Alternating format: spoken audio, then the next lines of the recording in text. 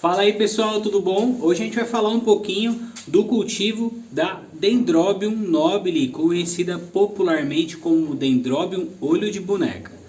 Vou abordar todos os aspectos importantes no cultivo, na origem dessa planta, tudo que vocês precisam saber para poder cultivá-la da melhor forma possível. Então vamos comigo! Gente, primeiro de tudo, Dendrobium nobile é uma planta de origem asiática, tá? Então ela não é natural do Brasil e por conta disso ela tem algumas peculiaridades que a gente vai conversar aí no decorrer do vídeo, tá? Primeiramente, ela tem o nome popular de Dendrobium olho de boneca por conta da floração que eu vou deixar aí do lado. É uma floração bem comum dentre as Dendrobium e como ela tem esse miolo escuro, ela acabou ganhando o nome popular de Dendrobium olho de boneca, tá?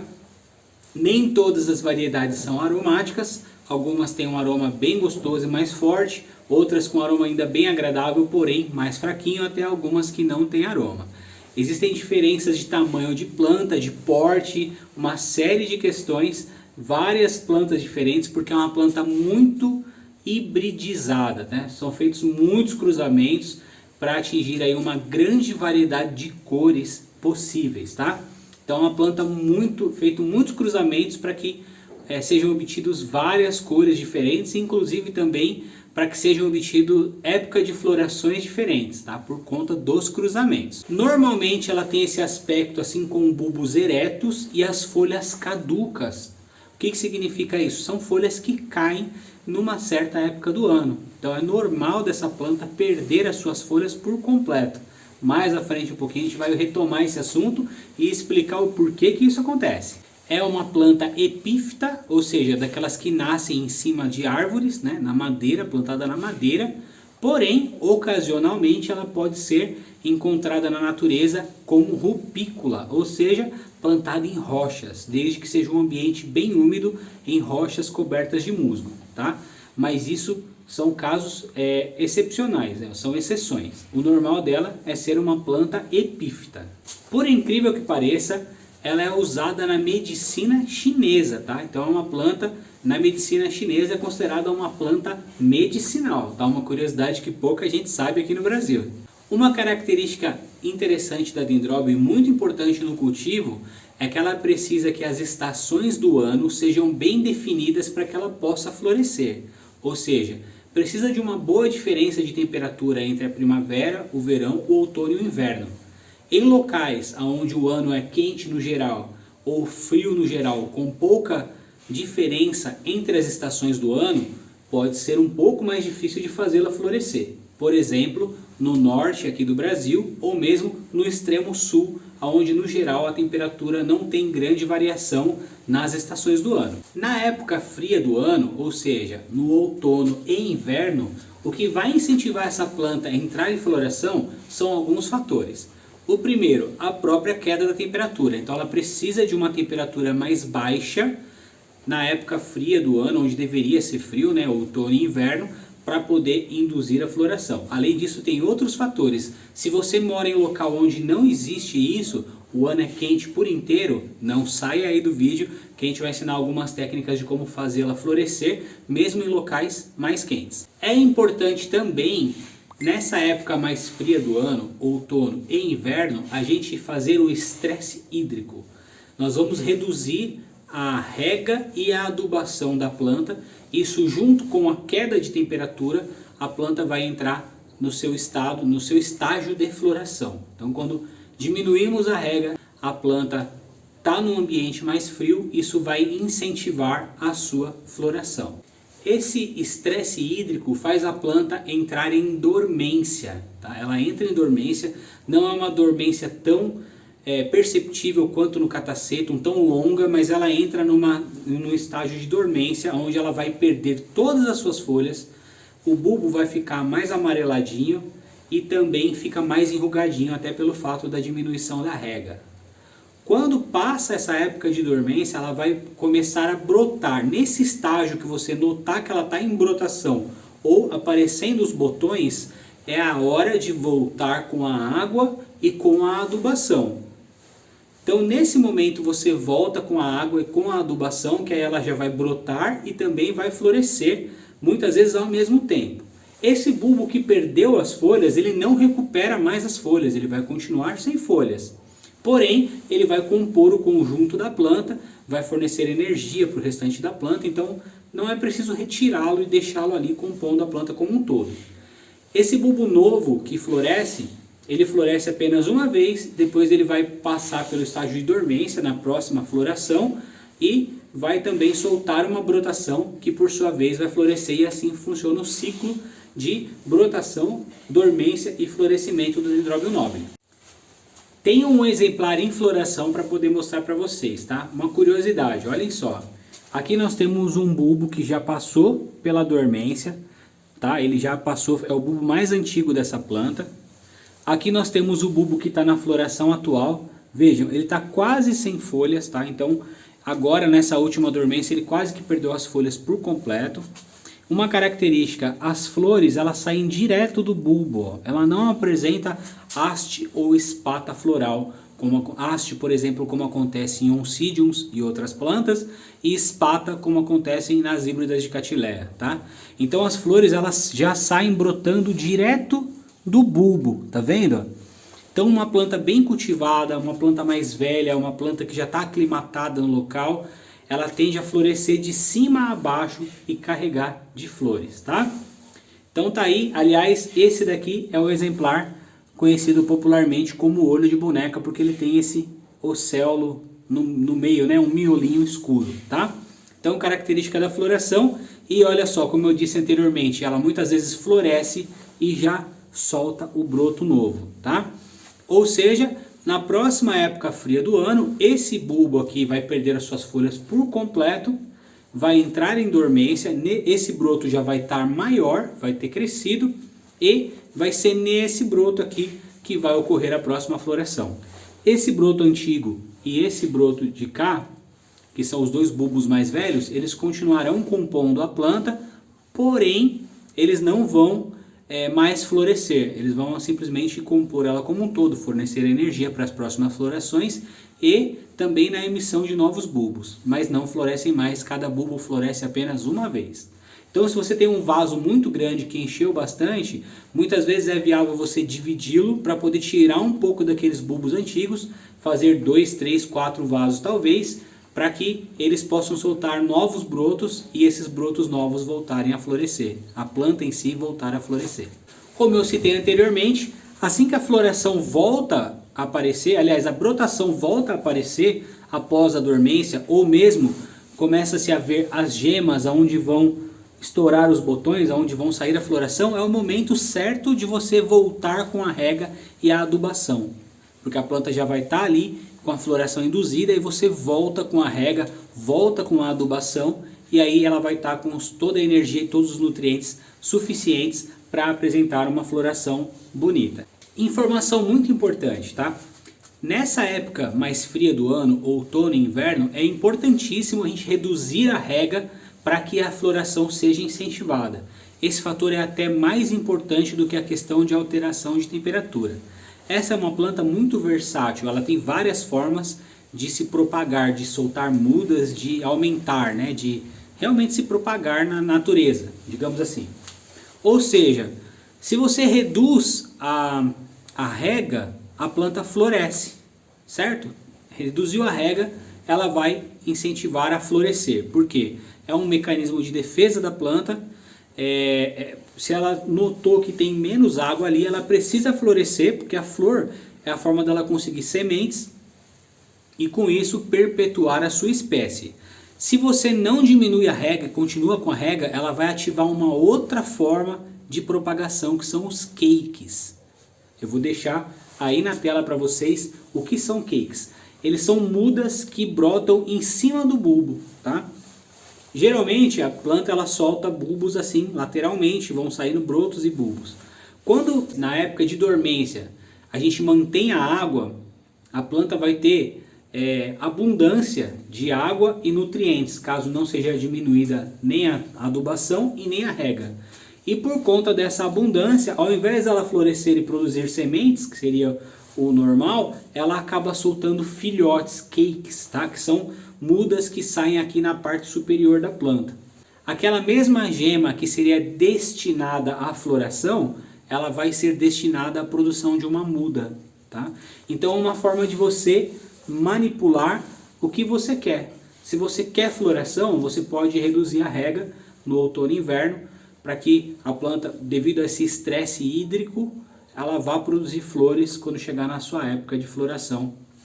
Se você porventura quiser mudas, você pode manter a rega e a adubação. Com isso, provavelmente a planta vai soltar cakes e vai te dar mudas. Tocando no assunto dos cakes, tá? O que seria o ideal? O cake ele vai sair aqui, muita gente acaba perdendo essas mudas pela ansiedade de tirá-la logo e colocá-la no outro vaso. Então, o que é o ideal se falando em cake?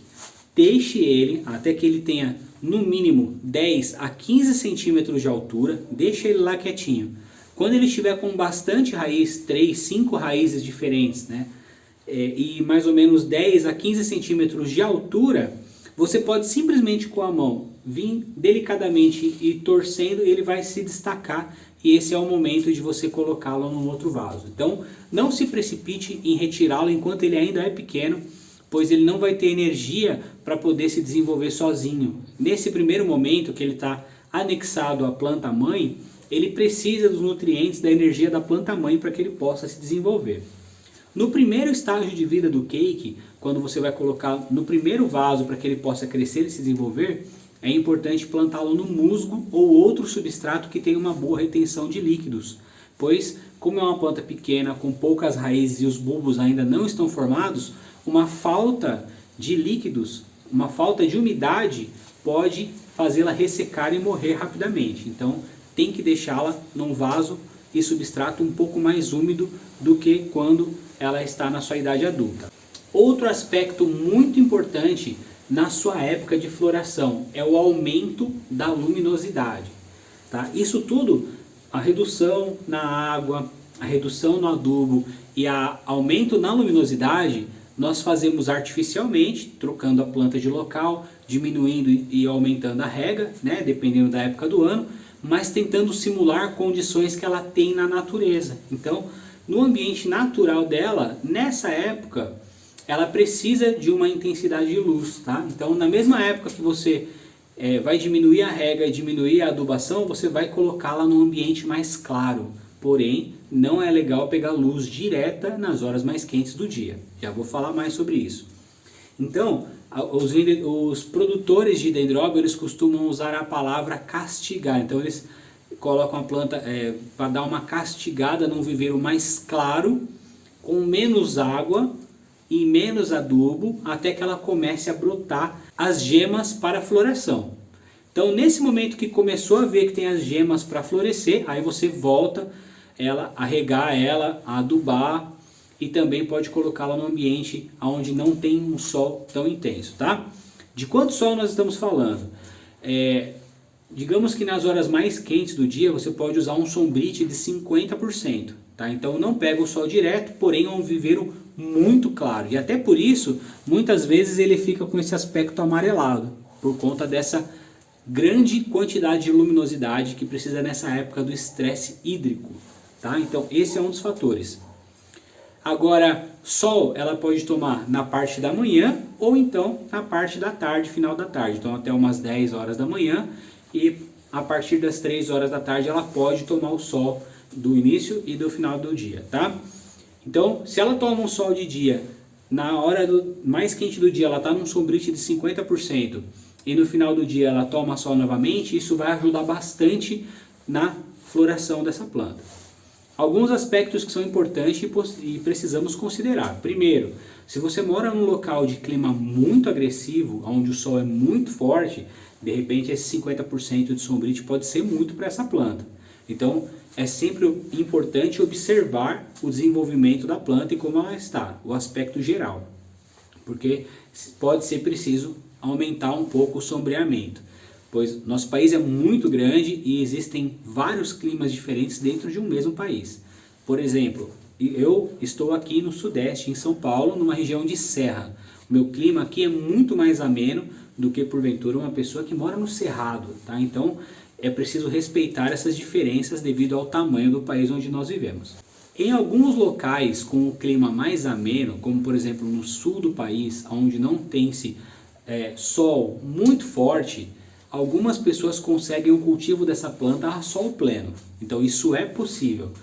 Alguns aspectos precisamos considerar sobre isso também. Primeiro, no primeiro estágio, onde a planta está num processo de aclimatação, falando mais simples, assim, quando ela está se acostumando com aquele ambiente de sol pleno, ela fica bem castigada, ela pode perder as suas folhas por completo, ela vai ficar bem amarelada, ela pode dar uma boa ressecada, porém, após essa aclimatação, após ela se acostumar com esse ambiente, ela vai soltar brotos que são mais adaptados a esse ambiente. Então pode-se sim, em alguns locais, conseguir cultivá-las a sol pleno, desde que não tenha um clima tão agressivo nas épocas mais quentes, no sol muito forte, esse tipo de coisa, aí já não daria, a planta vai acabar morrendo. Bom, gente, vamos falar agora um pouquinho sobre a adubação, tá?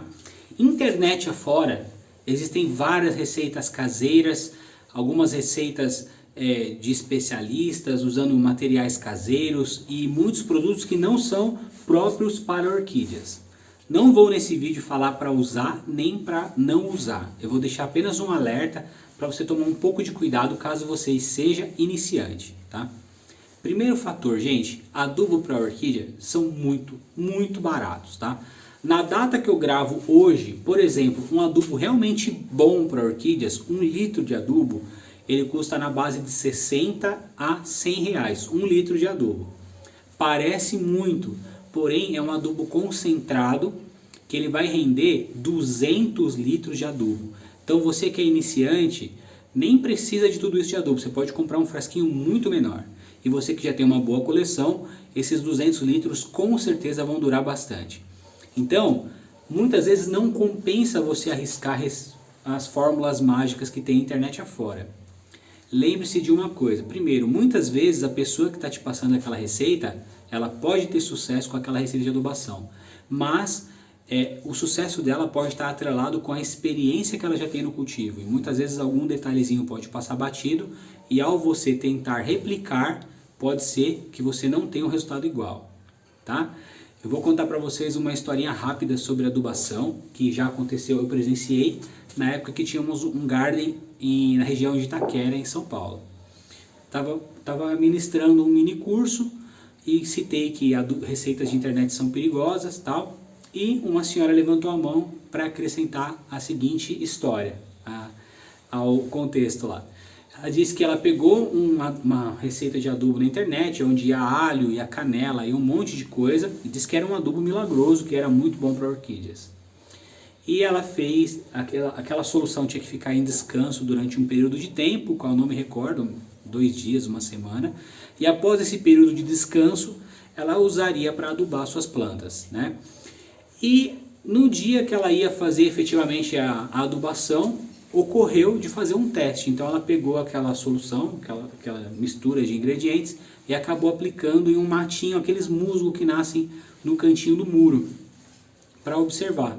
Era uma pessoa que tinha uma boa coleção de orquídeas, eram mais de 200 vasos, né? E de um dia para o outro aquele matinho secou e ela perdeu a coragem de usar nas orquídeas. A linha de raciocínio foi a seguinte: se esse adubo caseiro fez isso com aquele matinho que nasce no muro, pode ser que ele tenha um efeito semelhante com as minhas plantas de coleção. E aí ela acabou não utilizando e indo atrás de um adubo próprio para orquídeas, tá? Então considere isso, o adubo não é caro. Não é caro, muitas vezes compensa você deixar de comprar uma planta e incluir um adubo de qualidade, certo? Outra informação importante sobre adubação: sempre siga a orientação do fabricante. Aquela dosagem que ele apresenta para a gente foi feita baseada em testes, existe um respaldo atrás daquilo. Não pense que você aumentando aquela dosagem você vai ter um resultado melhor. Pelo contrário, uma superadubação pode prejudicar suas plantas de uma forma a deixá-la pior do que se ela não tivesse recebido nenhum adubo. Então, sempre siga a orientação do fabricante em relação a dosagem e periodicidade, tá? Então, se ele falar 5 ml por litro a cada 15 dias, 5 ml por litro a cada 15 dias. Você pode até colocar um pouco a menos, mas nunca coloque a mais. Outra coisa que também é importante a gente considerar em relação à adubação: Se o fabricante fala que é para aplicar aquele adubo uma vez por mês, se você for fazer em convênio com outros adubos, não pense que é o seguinte, por exemplo, eu tenho 4 adubos que é uma vez por mês, então eu uso esse na semana 1 do mês de maio, esse segundo eu uso na semana 2, esse terceiro na semana 3 e o quarto na semana 4 de maio. Notem o seguinte, embora você esteja seguindo a orientação de cada fabricante isoladamente, a planta que deveria receber adubo somente uma vez por mês, está recebendo 4 vezes adubo por mês. Então isso pode gerar uma superadubação, uma adubação em excesso e ocasionar também a queima da sua planta. Ela pode ser queimada por adubos, tá? Então se você for usar adubos em consórcio, se o adubo X, ele é uma vez por mês, você vai usar ele na primeira semana de maio.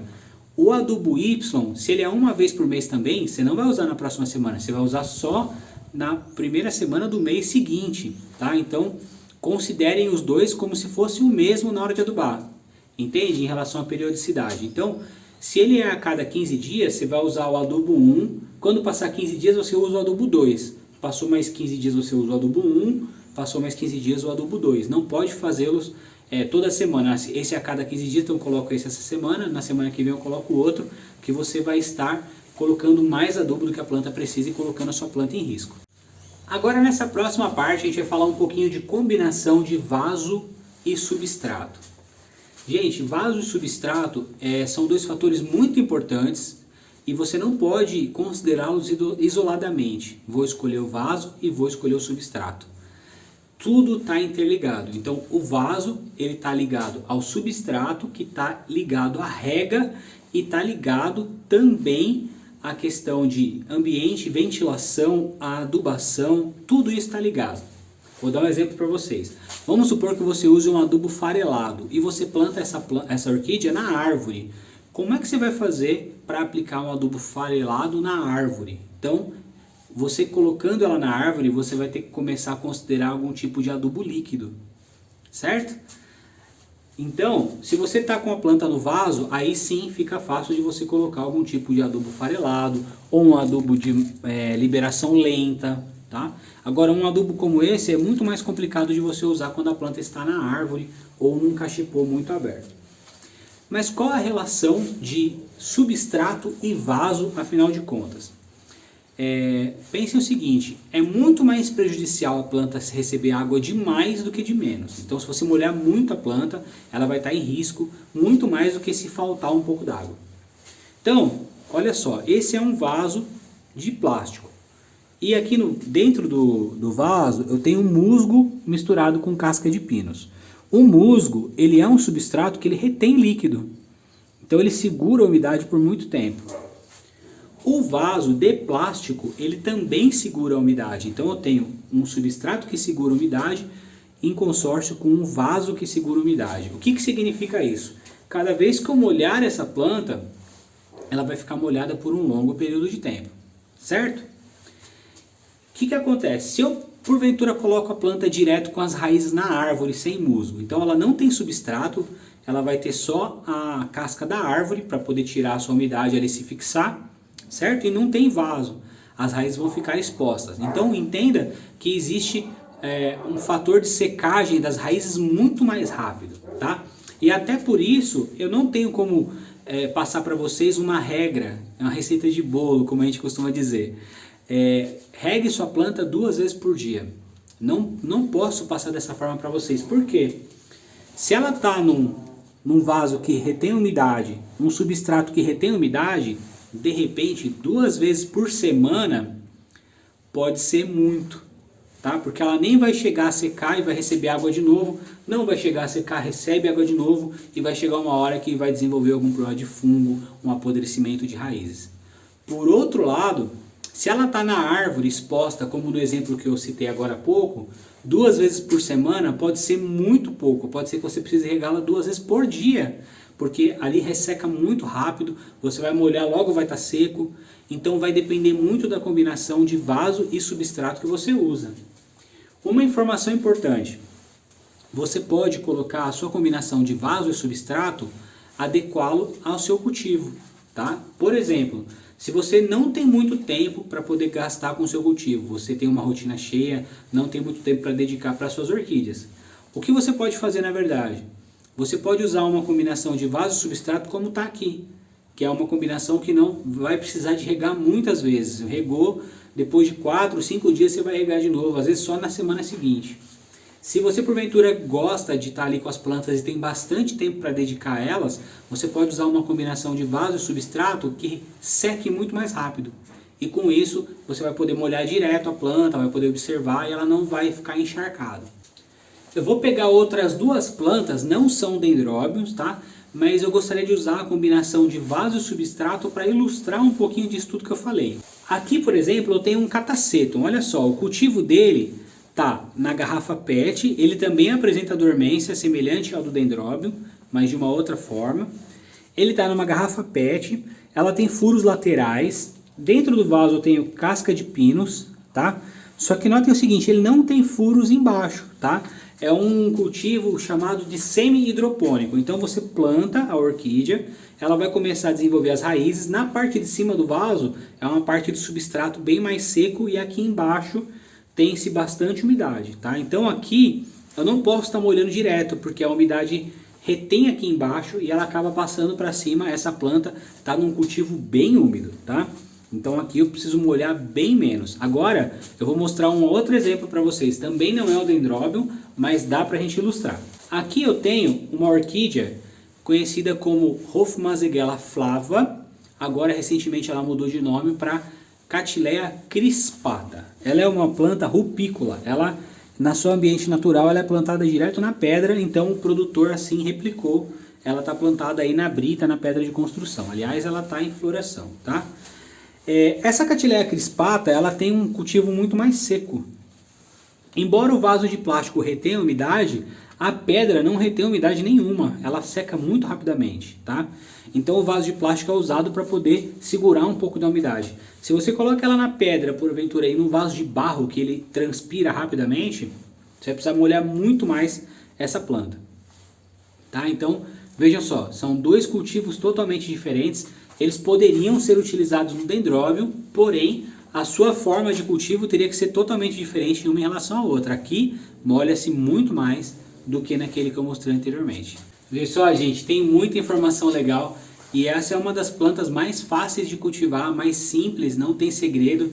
Até por isso a gente selecionou ela como a primeira planta aí para a gente fazer esse cursinho, esse mini curso, tá? Bastante informação diferente. Então, gente, falamos sobre vaso, falamos sobre substrato. Uma característica interessante, voltando um pouquinho, falar sobre adubação. Adubos líquidos, tá? É uma coisa que muitas vezes a pessoa não está habituada, que são aqueles adubos foliares, que você vai borrifar na planta como um todo, tá? Primeiro fator, quando ela está em floração, o adubo foliar, ele pode prejudicar a floração. Não pelo adubo em si, mas sim por você estar molhando a planta, tá? Como você está sempre molhando a flor pode murchar mais rapidamente, a floração passar de forma antecipada. Outro fator importante sobre a adubação é adubos foliares. A planta, a orquídea, ela tem muito mais células que digerem o adubo, os nutrientes, na parte de baixo da folha do que na parte de cima. Então ela tem muito mais células que digerem os nutrientes na parte de baixo. Então, quando você for fazer uma adubação na planta, não molhe só em cima das folhas. O mais importante é molhar a parte de baixo. Ela vai aproveitar muito mais essa parte, esses nutrientes que você está ministrando para ela, tá? Outra coisa, sempre é bom você fazer uma rega antes da adubação. Então você bate uma água de leve na planta para que ela se hidrate. Os estômatos, que são as partes que digerem os nutrientes, eles vão estar hidratados e abertos, prontos para receber o nutriente. Um simples detalhe como esse pode fazer toda a diferença no seu cultivo, certo? Gente, acho que abordamos todos os assuntos. Eu ainda tenho mais material para falar um pouquinho sobre o dendróbio. Vamos falar no próximo capítulozinho. Vai ser um capítulo rápido, mostrando como escolher, como saber se um adubo é bom ou ruim, tá? Não vamos dizer ruim, mas bom ou melhor ainda para a sua planta. Vamos falar sobre como obter mudas de dendróbio por corte, tá? Que é uma coisa que não tem muito assunto na internet, certo?